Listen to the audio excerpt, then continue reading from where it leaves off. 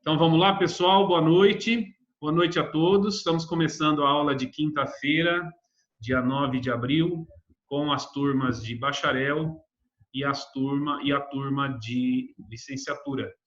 Como eu combinei com vocês ao longo desses dias, hoje eu dou continuidade com o pessoal de licenciatura e retomo, praticamente inicio essa discussão com o pessoal de bacharel.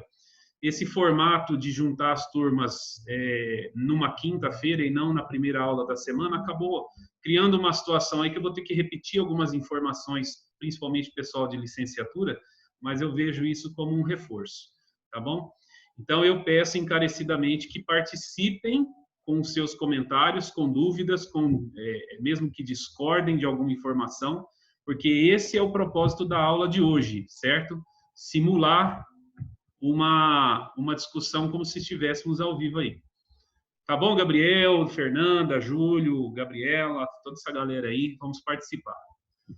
Muito bem. Ao longo desse período do nosso bimestre, uma das coisas que, quando eu estudei para aprendizagem e desenvolvimento humano, era não só expor para vocês os teóricos do desenvolvimento humano, mas mostrar a vocês que compreender esses profissionais facilita muito o nosso trabalho, tá? Vocês me desculpem por uns 5 minutinhos, eu vou ficar falando e olhando pelo lado direito aqui, porque vai entrando o pessoal e eu preciso ir aceitando eles aqui, ó. Entrou o Paulo, isso. Bom, esses 5 teóricos que nós estudamos, eles estão entre os principais, aqueles que realmente influenciam no estudo sobre o desenvolvimento humano. Fala, Paulo, tudo bem? Beleza. Estou ouvindo teu cachorro aí. Aí, deixa eu ajustar aqui. As pessoas que tiveram a oportunidade de escrever e de estudar sobre nossos teóricos, eles têm agora talvez um conhecimento um pouquinho maior. E para vocês que tiveram a oportunidade de assistir os vídeos hoje à tarde, e ao longo da semana passada eu já tinha postado a maioria deles nos grupos específicos, né? Oi, Dani, não consigo ativar o som de jeito nenhum? Por quê? Dá para ativar sim, Dani. Só dá uma insistidinha aí. Deixa eu achar você aqui. Saiu? Você saiu? Não tá aqui, não. Eu acho que a Dani saiu. Quem foi desse grupo que está aqui que estudou... Deixa eu só pegar a minha lista aqui, que eu ia falar Freud, mas se eu não me engano, o primeiro não é Freud, né? É Piaget. Quem foi que estudou aqui sobre Piaget?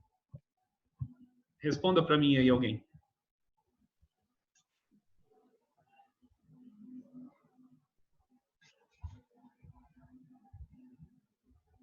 Ninguém?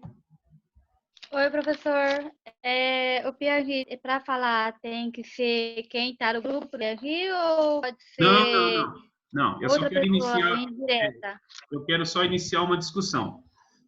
Deixa eu só aceitar 2 meninas aqui. Pessoal, Tá. procurem ser pontuais para entrar na aula, porque é muito chato ter que ficar parando. É igual quando vocês entram atrasados na sala de aula. Ricardo. Aí. Então, Ivani, na verdade, o meu questionamento é para a gente que tem consciência. Nosso grupo, Fernanda. É porque eu tenho um pouquinho. Pode falar, Ivani. Estamos te ouvindo. Não, Pelo que eu eu entendi, não quero nada decorado, não. Não é isso. Veja bem. não vou ler. É pelo que eu entendi. Pode falar, pode falar. Que eu entendi, ele foi estudando, pesquisando e analisando. Ele fez 3 coisas em um termo perante a vida dele. Ele estudou a faculdade e depois ele, dentro desses estudos, ele foi fazendo uma observação, né? Se tem como fazer melhor que o que ele já faz, ou se tem como aprimorar, fala logo assim. Eu consegui entender que ele é um tipo de além de psicólogo, Como é que fala, meu Deus? Eu fiz até de vermelho aqui, que eu não consigo falar diretamente. Uhum. É... O foco que eu quero Ai, dar meu Deus. ao Piaget é justamente isso. Ele é um estudioso que analisou com profundidade o comportamento Isso. cognitivo do seu público. Então, os estudos do Piaget, eles se referem desde os movimentos reflexivos fetal, intrauterino, até a vida adulta, e depois acompanhando o processo de declínio, em que entra na terceira idade, no idoso.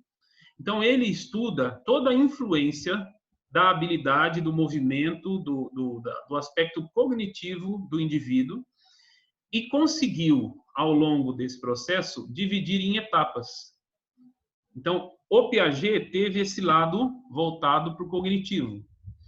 Enquanto isso, o Freud, ele tem uma abordagem próxima disso, levando isso, uma linha de raciocínio também nesse sentido, mas ele opta em observar com mais cuidado o desenvolvimento ligado à sexualidade, o comportamento específico dos meninos, o comportamento específico das meninas, e não só o comportamento, mas o desenvolvimento dessas crianças, assim como o Piaget também analisa o desenvolvimento diferenciado entre meninos e meninas, mas ele analisa o comportamento diferenciado, determinadas idades, de meninos e meninas. Certo? Quem mais quer contribuir aí? Então, acho que você falou tudo já. É que eu ia falar agora aqui sobre o desenvolvimento da criança desde o adolescente. Ele teve uma observação e dentro dessa observação ele fez que eu entendi, professor. Pode falar. Eu li, reli aqui, eu pesquisei no Google de novo, além das pesquisas pessoal. E que é assim, ele pesquisou o desenvolvimento do infantil ao adolescente, né? Pré-adolescente ao adolescente. E que nessa observação ele conseguiu fazer uma estratégia de estudo de como trabalhar o desenvolvimento, né? O desenvolvimento quanto psicanalístico, quanto ai, meu pai eterno. Pode falar. Quanto em movimentos, habilidades, essas coisas assim, eu tô errada, professor? Não, Assim, não. deu cala a boca. É muito mais importante ouvir o que você Porque, tem para dizer nesse momento de distanciamento do que ficar aqui vomitando teorias, conhecimento. Eu preciso saber. Eu estou olhando a resposta de um bacharel calor aqui, a Flávia. Só um pouquinho, deixa eu responder aqui. Oi, pessoal, boa noite. Nossa live da aprendizagem e desenvolvimento motor começou agora às 7 horas. Começamos às 7h05, tá? Entrem aí que está em tempo. Pronto. Bom, enfim, então, dando continuidade ao seu raciocínio, Ivani, eu vejo assim, quando nós reunimos o conhecimento a respeito do cognitivo proposto por Piaget e associamos, por exemplo, a esses 4, mas vamos por partes, vamos falar do Freud. Lá na aula de segunda-feira, quando nós estávamos conversando...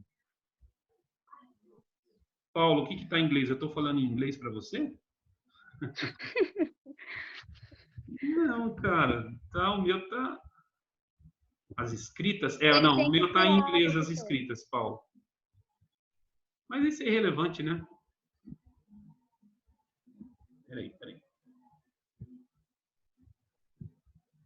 Ah, beleza. Quando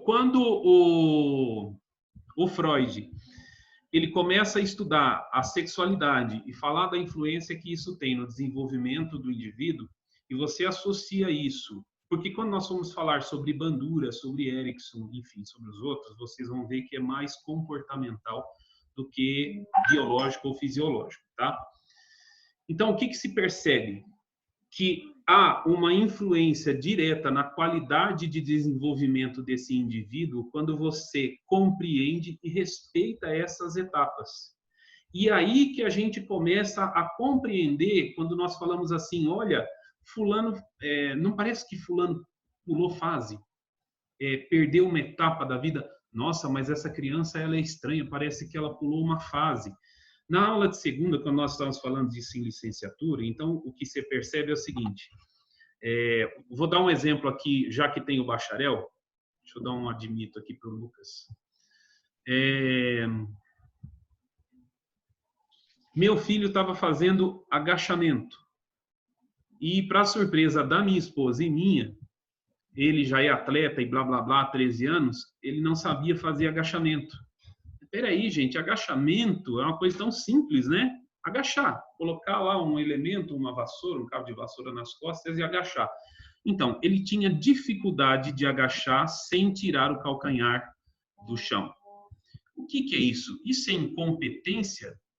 Não é incompetência, isso faltou algum elemento na formação de base motora dessa criança para que ele pudesse ter uma performance mais interessante. Então, isso não tem a ver com qualidade, isso não tem a ver com falha, ele é incompetente. Não, essas palavras não são utilizadas nesse momento. Lá atrás, quando a criança está começando a rastejar no chão, certo? Meses de idade, e ela vai entrar naquele processo gradativo de rastejar, arrastar o joelhinho, colocar a mão com mais, ela prensar a mão no chão para tentar levantar o peito e devagarinho começar a desenvolver o gatinho, o engatinho. Aí, uma mãe e um pai querendo ajudar, sempre fazendo o que é melhor para o seu filho, compra um andador, muito cedo, e descobre que ela sentadinha no andador, ela não dá trabalho. Ela não dá trabalho, ou dá menos trabalho. O que ela está fazendo ali? E ela vai deixar essa criança compulsoriamente nesse andador. Ela está tirando da criança o processo natural de desenvolvimento. A criança tem que sair da barriga no chão, elevar o tronco, aprender a rastejar. Algumas, inclusive, passam por aquela fase de andar de 4, 2 mãos e 2 pés, como se fosse um animal, para que ela possa chegar ao andar. Com o andador, essa criança não aproveita esse processo, ela pula fase, entendeu? Onde é o pular fase? Ah, mas isso vai fazer mal? Isso vai fazer bem? A questão não é fazer mal ou fazer bem. Todos nós, em algum momento da nossa vida, devemos ter pulado alguma fase. Isso é natural. Só que, em alguns casos, isso pode trazer consequências. É o caso que eu citei do Gabriel. Ele não sabe agachar. Nossa, isso é o fim do mundo. Não. Ele vai ter que aprender. Ele vai desenvolver, é uma criança inteligente. Então, uma hora dessa, por exemplo, ele já deve saber fazer o agachamento. Mas foi mais difícil para ele do que para crianças que tiveram essa base motora. Eu uso muito, embora não seja pertinente nessa disciplina, mas é a construção de esquemas motores. Esses esquemas motores é que são parte desse desenvolvimento do estágio. Então, a criança sai daquele estágio fetal, nasce movimentos rudimentares, mexe a mão, apreensão para pegar, pega, tem a fase oral, que é lá de Freud, em que tudo que ela pega, ela coloca na boca, tem a fase anal, tem a fase fálica, enfim, ela tem todas as fases que estão nos vídeos ali para vocês darem uma aprofundada, para que ela tenha, deixa eu admitir a Natiele aqui, para que ela tenha um desenvolvimento coerente. Olha, mas então existe a garantia de que se a criança perder uma dessas fases, ela vai ser prejudicada? Não. Mas é um processo, de repente, que pode estar diminuindo, dificultando um pouco, atrasando um pouco o processo. Tá? Isso não tem nada a ver com competência. Crianças que tenham, de repente, tido uma infância difícil, seja por doença, seja por falta de atenção de pais, elas podem, de repente, ter um rendimento tão ou até mais que outras crianças. Oi, quem chama? Você está pedindo para entrar. Muito bem. Então, seguindo essa linha de raciocínio, aí nós entramos, deixa eu pegar aqui, passamos pelo Piaget, passamos pelo Freud, e aí nós vamos entrar... Cadê aqui?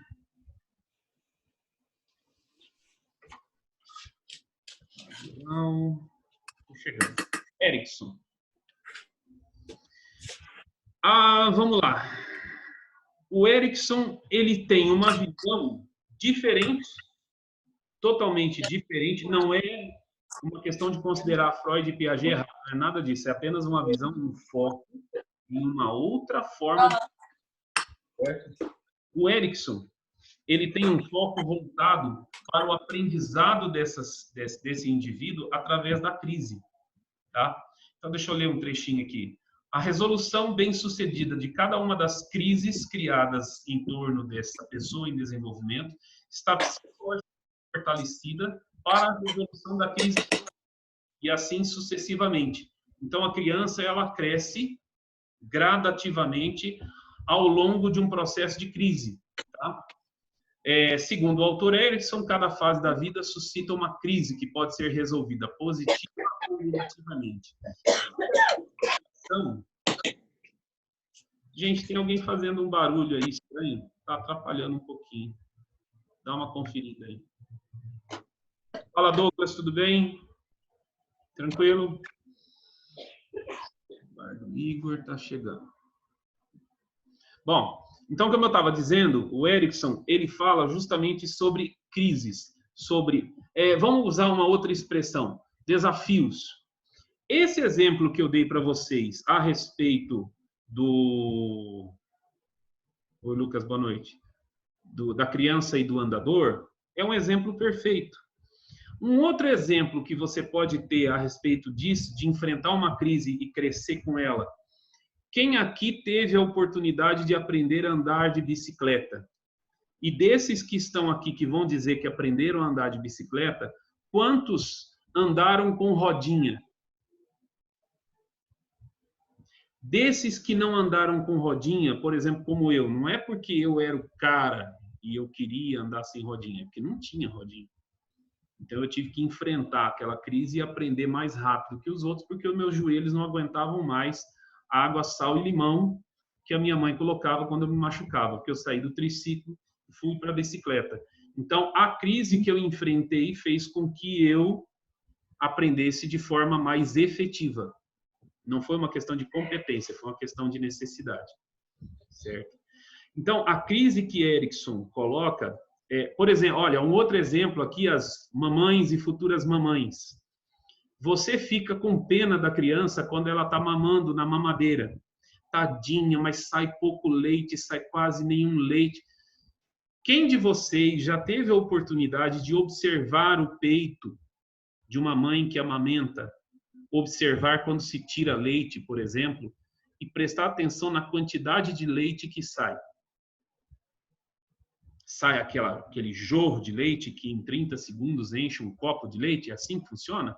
Responde aí, mamãe. Alguma mamãe aí que amamentou. Quanto leite que sai de cada vez?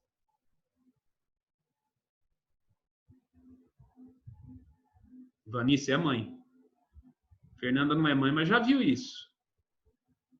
Gabriele. Tem algum pai aqui? Moisés, pai de 3 filhos. Não tem resposta? E respondendo aqui. Pode habilitar o áudio e falar pelo áudio, tá? Gabriel tem 3, Gabriel? 3 filhos? 3 filhos ou 3 irmãos? Você é moleque ainda, rapaz. Tá. Quando você... eu passei por isso também, mas isso foi um dos exemplos que a gente aprendeu quando estudava e existe isso na literatura. As pessoas ficam com pena que o filho está mamando na mamadeirinha. Deixa eu colocar aqui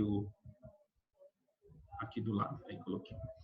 As pessoas têm pena quando a criança está mamando na mamadeira e sai um filãozinho de leite, um fio de leite. E aí, estou falando de um erro que nós cometemos aqui em casa.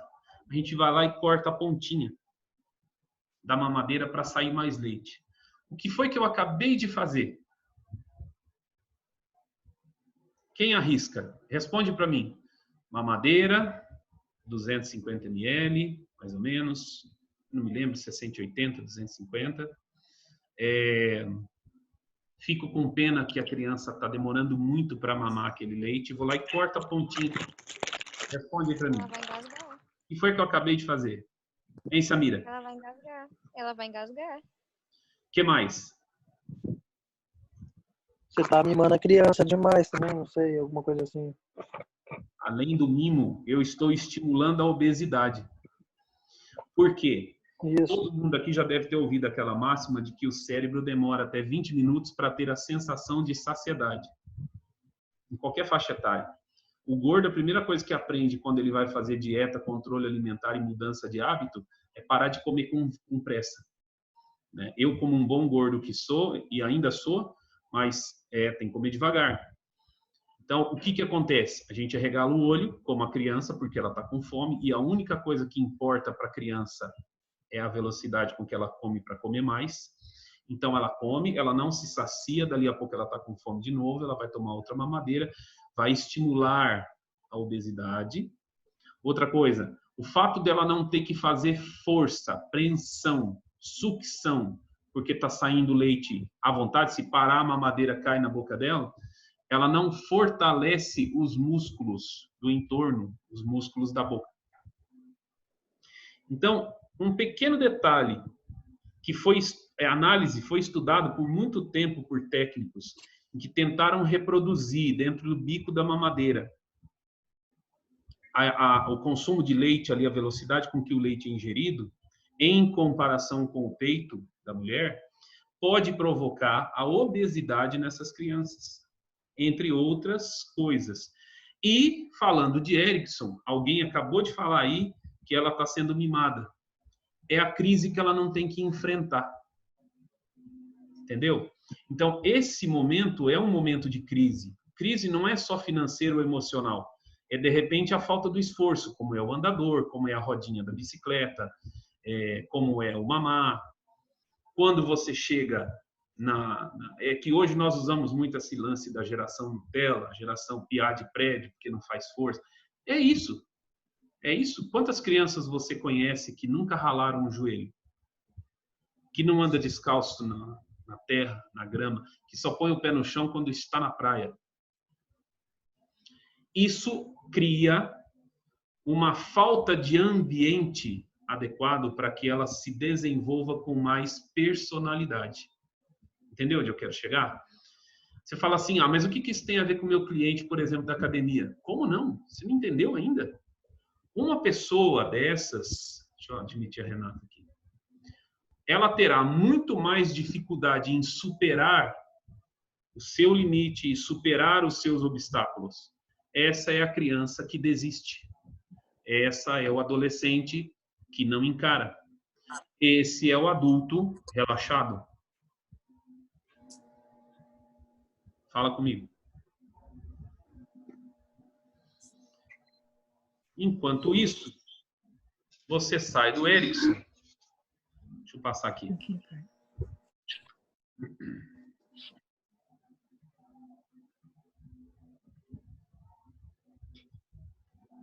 Gente, só um pouquinho que eu estou olhando aqui o... Muito bem. Aí nós temos um cara chamado Vygotsky, certo? Que, diferente do Freud, vamos lá, pela ordem, diferente do Piaget, que é o cognitivo, diferente do Freud, que é a sexualidade, diferente do Erickson, que é a crise, ele fala sobre o desenvolvimento através da relação social. Tá? Como ele diz aqui, ó, O processo de desenvolvimento não vai do individual para o socializado, mas do social para o individual. Consegue entender? Ele defende a tese de que quando há uma boa relação social na vida de uma criança, de um indivíduo em formação, seja ela fetal, pré-criança, pré-adolescente, adolescente, adulto, enfim, durante o seu processo de maturação, lembra dessa expressão? Tudo que acontece dentro de uma relação social faz bem para a criança. Tá? Então tá aqui, ó. A criança vem equipada geneticamente com habilidades primitivas, estamos falando de Piaget, que possibilitam a interação, a experiência e a interação precoce. Nos 2 primeiros anos de vida, a maturação biológica encarrega-se de atualizar essas habilidades segundo um padrão determinado. Por outro lado, a ação da criança no seu ambiente cumpre, sobretudo, uma função adaptativa. Pelo conhecimento da realidade, a criança vai sendo cada vez mais capaz de nele se integrar e agir, de acordo com as leis gerais da evolução histórica da sociedade humana. Tá? Muito bem, fala comigo sobre isso. O que você compreendeu disso? Quem arrisca aí? Quem é que escreveu sobre Vygotsky?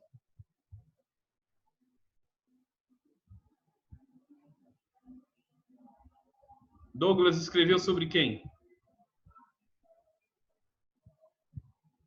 E aí, Vani, você tá aí?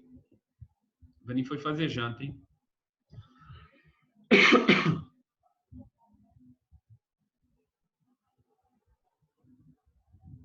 Nada?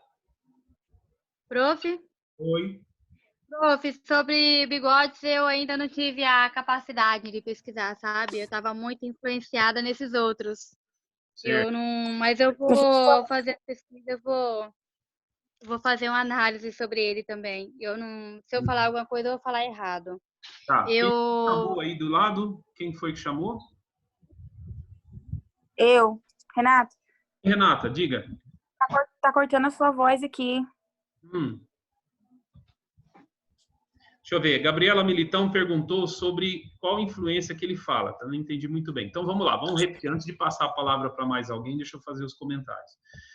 O Gabriela e os demais. O Vygotsky, ele fala sobre a interação de uma criança, a evolução de uma criança está bastante relacionado a uma vida social, ao grupo em que ela vive. Então, por exemplo, se essa criança ela tiver uma relação social, quando a gente fala social, nós estamos falando da família, do entorno dela, certo? E mesmo quando chega na adolescência, por exemplo, uma criança que tem um desenvolvimento, um bom relacionamento social, ela não fica presa, não fica travada. De fato, se vocês analisarem os filmes de estudantes americanos e grupos escolares, o foco deles é muito em cima disso, né? Da relação pessoal, da relação de indivíduos com os seus pares dentro da escola. Geralmente, eles acentuam bastante a questão do bullying, e essas crianças, usando a teoria de Erikson, enfrentam uma crise, e algumas superam, outras não. Tanto que a criança sofre influência sobre grupo, então, acho que entendi. Vou te dar um exemplo assim, fugindo totalmente do foco de aula, aliás, fugindo totalmente não. Quem lembra do massacre de Colômbia, lá nos Estados Unidos, em que uma dupla de adolescentes problemáticos, com problemas gravíssimos de desenvolvimento psicológico, aliás, desenvolvimento psicológico não, problemas gravíssimos de comportamento, tá? Eles não interagiam na escola, eles sofriam, o negócio deles era só, caso deles, eu não estou dizendo que, não vou dizer aqui de videogame, que videogame é criminoso, não é isso. Mas eles não interagiam socialmente, eles viviam dentro do mundo virtual, de violência, não tinham boas relações dentro da escola, de maneira geral, e um dia eles resolveram se vingar da escola, como se o grupo social onde eles viviam fosse o grande culpado pelo comportamento deles e pela vida fracassada deles. Foram até a escola na cidade de Colômbia, nos Estados Unidos, e mataram muita gente, depois se mataram. Ali você compreende perfeitamente o que é a falta de encaixe dentro de um grupo, de uma sociedade. Existe uma análise psicológica profunda a ser feita desses dois indivíduos, tá? Mas é um bom exemplo sobre a falta de enquadramento dessas pessoas. Dentro de uma... E assim como os outros três autores, Piaget, Freud e Erikson, não é um fator determinante para o fracasso. O fato de não estar intimamente ligado dentro de um grupo social não garante por si só que você será um fracassado, como esses dois de Colômbia que eu dei o exemplo. Eu cito para você, crianças. Olha, eu estou falando aqui, estou pensando nele. Nós já tivemos alunos pobres, muito modestos, muito humildes, morando próximo de escola, que recebiam cesta básica de um cara de um mercadinho lá, e com o passar dos anos, esse cara virou um traficante famoso tal na região, e o último assalto que ele fez foi justamente no mercadinho, e ele ameaçou de morte o filho desse cara, com máscara tal. Então, por mais que ele que tentassem inseri-lo dentro daquela sociedade, com comida, com casa, com trabalho, com o que fosse, ele não aceitou, se rebelou e virou bandido. Na mesma comunidade que eu estou citando, nós temos hoje uma criança que está ali no seu 6º, 7º ano. Essa criança é filha de bandido, irmão de prostituta, usuários de droga, etc, etc, etc. Desconheço criança mais doce. Desconheço criança mais gentil.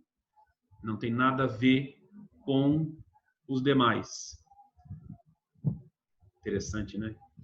Então, o fato de você ter um comportamento social em conflitante, não é garantia de que isso será um fracasso. Assim como quantas pessoas vocês conhecem que tiveram tal da vida em berço de ouro e que têm uma vida conflitante hoje. Você com certeza é capaz de analisar vários amigos de vocês aí. Bom, faltam 6 minutos, então deixa eu me adiantar aqui. Falta um autor para a gente comentar na aula de hoje, que alguns de vocês escreveram sobre ele. Esse autor é o Bandura. Deixa eu ler um trechinho aqui. A investigação de Albert Bandura parte dos mesmos pressupostos do condicionamento operante, mas, de certo modo, ultrapassa-os na medida que se dedica a investigar os mecanismos presentes na aprendizagem por observação. Quero ver quem saca esse lance da aprendizagem por observação. Interessado no estudo sobre comportamento agressivo, Bandura pretende compreender o modo pelo qual o contexto social induz as pessoas a comportarem-se de maneira determinada. Argumentando contra Skinner, a tese de Bandura sugere que o ser humano não teria sobrevivido se a aprendizagem dos comportamentos necessários dependesse apenas da sua ação e das consequências diretamente obtidas dela. Como se refere, afortunadamente, a maior parte dos comportamentos humanos são aprendidos por observação e modelagem, passando então a investigar o processo pela qual a aprendizagem pode ser feita por observação. Cara, isso aqui é muito profundo. Eu sei que é um texto lido rápido, mas eu vou dar um exemplo para vocês. Quantas vezes vocês ouviram dizer que o espelho de um aluno é o professor? Pegou? Fala para mim alguém aí sobre isso. Fernanda, teu espelho não é lá muito essas coisas não, viu? Teu espelho te deixa gorda, né? Que sou eu. Eu fui professor da Fernanda desde o quê? Do 6º ano? E antes disso a gente já se conhecia. Isso, verdade. Então, diga, pode falar. Não. O Bandura defende o aprendizado pela referência, tá? Bons pais criam bons filhos. Tem uma propaganda muito legal que passa na televisão, que passou já, mas muitos devem se lembrar, em que aparecem adultos andando à frente com o telefone na mão, fazendo gestos tal, e a criança atrás imitando o pai. Crianças sendo agressivas porque aprenderam a ser agressivas com a babá ou com a mãe ou com o pai. Então, Bandura defende que a criança ela aprende e muito através da influência, da referência, que nós chamamos de espelho. Nós somos o espelho para os nossos filhos, nós somos o espelho para os nossos alunos. E eu aprendi, e lendo um pouco sobre Bandura, que ele não se refere, mais uma vez, como todos os outros, em que isso é exclusividade para o sucesso. Mas você ser referência, e você ser referência para o seu filho, para o seu aluno, para o seu vizinho, não é exatamente a referência só positiva. Quando uma criança tem base emocional, base religiosa, base motora, base de amor, enfim, a formação básica dela como um indivíduo, a referência às vezes serve para eliminar aquilo que ela não concorda, que é errado. A referência comportamental, situacional, a referência, por exemplo, fumantes, alcoólatras, usuários de droga. Então ela terá aquilo ali, ela verá aquilo, mas como a formação dela permite que ela seja crítica, ela avalia até onde ela usa isso como referência para ela, positiva, e até onde ela abandona essa referência para que a parte negativa não influencie nela. Entendeu? Então, Professor, pode falar, Luiz.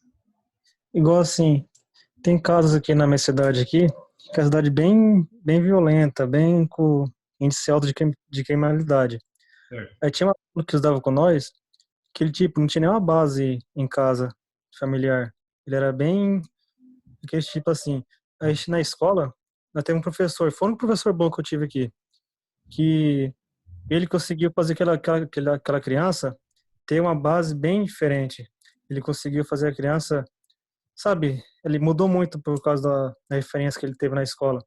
Que o professor incentivava ele a fazer as coisas, mostrava para ele. Dando um exemplo aqui do que vocês falam sobre resgatar a criança. E tipo assim, aí esse professor acabou indo pro núcleo. E foi pro núcleo de Luanda, São Isabel. Danilo? Isso. Aí depois que o Danilo saiu, esse aluno, ele desandou total de vez. Ele parou de estudar, ele voltou para a criminalidade e ficou perdido. Porque não teve nem outra referência mais na escola. Depois que mudou o professor, não teve outro caminho para ele. Eu não posso deixar de tirar um sarrinho, eu vou encher o saco do Danilo depois e falar, você não pode ser referência para os outros. Não, pai, você tá doido? Não, mas foi um professor que, foi o único professor aqui que mudou alguma coisa. Ele é briguento, é gente boa demais. Gosto muito dele, respeito muito ele. Mas é isso, o que o Luiz está dizendo aqui, quer concluir, Luiz? Pode falar. Não, é só isso mesmo. O que o Luiz está dizendo aqui é justamente isso.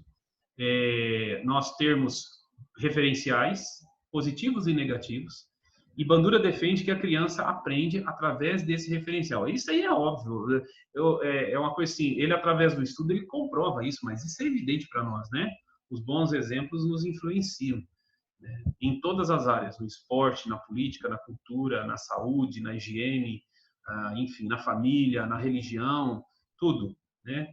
O Moisés, que não está se pronunciando aqui, ele é um cara extremamente religioso, gosta muito do culto ao qual ele participa, da sua igreja, sei que ele gosta, diz que ele respeita, e isso veio de boas influências de quem? Da família dele, né? Aí chega um professor, né, Moisés, lá em Apucarana, nos jogos escolares, e fala assim, Moisés, vem cá, vou te mostrar as músicas que meu filho ouve em casa. Daí eu peguei o traje a rigor e coloquei umas 3 músicas para ele ali, que não dá nem para dizer aqui. Aí Moisés ria, falava assim, meu Deus, se eu tocar uma música assim... Não quero falar não, hein? Ai. Depois eu vou tocar uma musiquinha dessa para vocês. Ó, 7h41, tem gente para entrar na próxima live agora, eu preciso sair, tá certo? Espero que tenha sido produtivo para vocês e na próxima semana a gente já entra dando continuidade a esse processo. Mas aí eu dou um espaço aí para que se vocês quiserem falar um pouco mais ou tirar alguma dúvida, a gente volta a esse tema.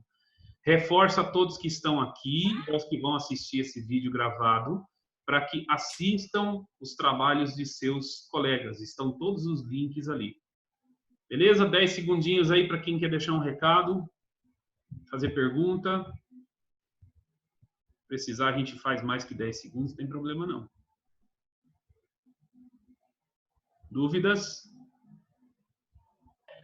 Professor, o recado que eu tenho para dar é que quando acabar a quarentena, você tem que voltar a fazer aqueles comes e bebes na sua casa.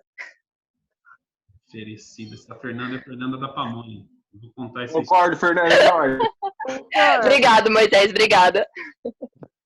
Professor, Oi, querida. a Fernanda falou aí do comes e bebes na sua casa, né? Além disso, a academia é ativada, tá? Que eu não quero sair gorda, não. Não, mas a academia lá no fundo, eu já vou para ela agora. Hoje eu vou fazer aula agora não. Vou entrar na esteira, vou me sentir um hamster naquela esteira hoje. Beleza, pessoal? Boa noite. Obrigado a todos pela participação. Espero que tenham aproveitado um pouquinho. Valeu? Boa noite. Professor. Oi. Professor, tem uma gata te dando tchau. Ô, Gostou de gata você pra linda. caramba. Tchau, tchau. Olha, fez até um desenho para mim. O que é isso aí? Aproxima mais. É uma cobra marrom. Olha, que legal. Então ela aparece mesmo. Legal, querida. Beijo. Tchau. Tem que encerrar, senão o professor me mata na outra live. É verdade, isso aqui é hora contada, é uma aula. Tá? Tchau, tchau.